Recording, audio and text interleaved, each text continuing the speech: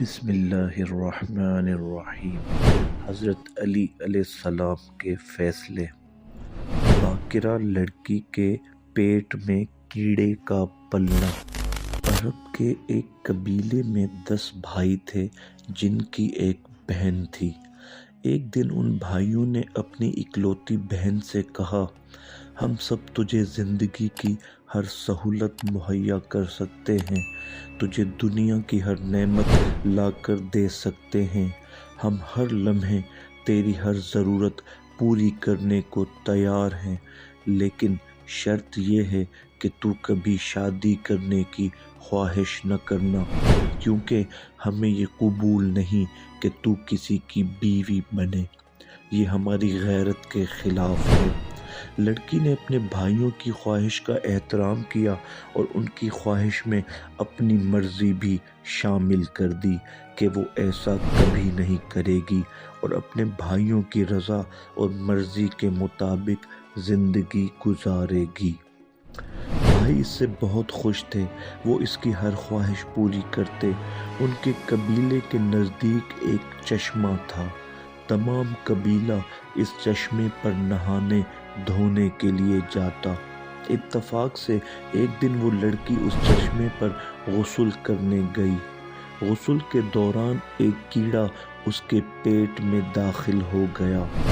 वक्त गुजरने के साथ साथ वो कीड़ा बढ़ने लगा, जिससे लड़की का पेट भी बढ़ने लगा और वो मिसले हामिला मालूम होने लगी। भाइयों ने जब बहन की ये हालत देखी तो वो बदगुमानी में मुब्तला हो गए। बिल आखिर भाइयों ने इरादा किया कि वो उसे कत्ल कर दें। हालांकि जब लड़की की तफ्तीश कराई गई तो वो बाकिरा थी। मामला मुश्किल हो गया।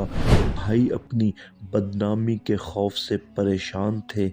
आखिरकार ये मामला हज़रत अली अलैहिस्सलाम के पास पहुंचाया गया।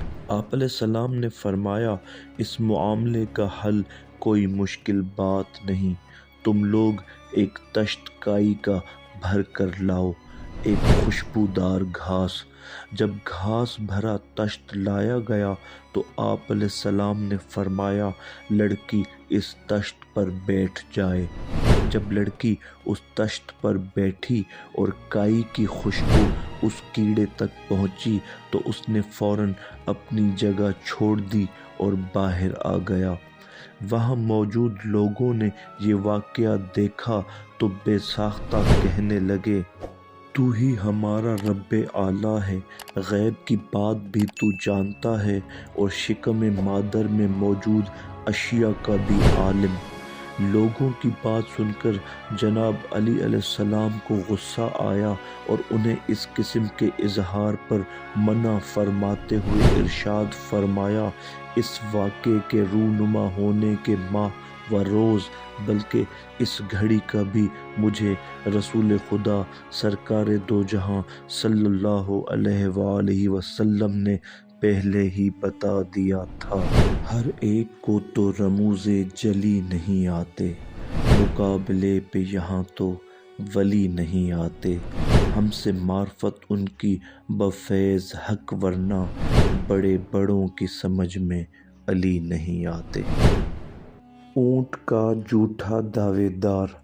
अल्लामा मजलिस ने किताब बिहारुल अनवार में अम्मार यासिर से रिवायत लिखी है कि अम्मार का कहना है कि मैं हज़रत अमीरुल मोमिनीन अली इब्न अबी तालिब के पास मौजूद था कि अचानक शोर व गौगा की आवाज़ बुलंद हुई।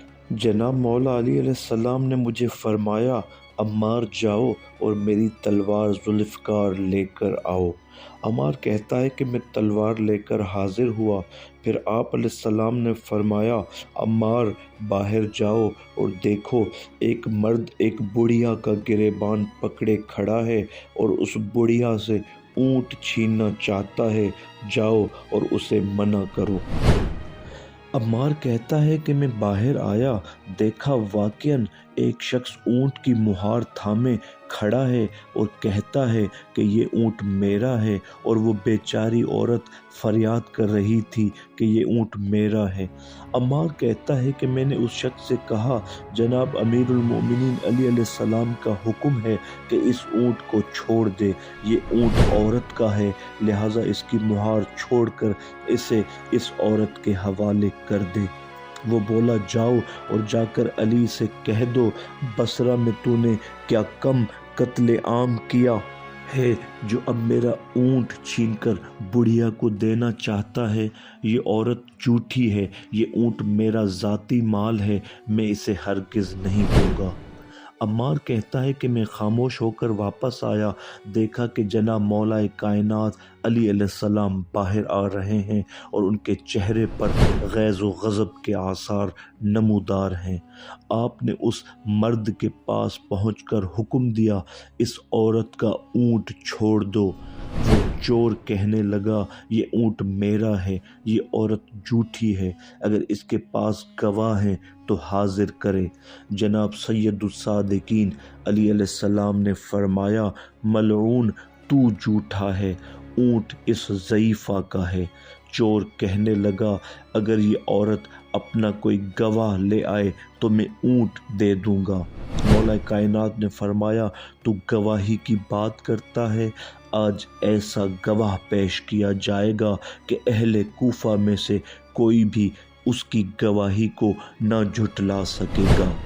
پھر آپ علیہ السلام نے اونٹ سے فرمایا اے حیوان گواہی دے کہ تیرا مالک کون ہے، یہ مرد تیرا مالک ہے یا کہ عورت؟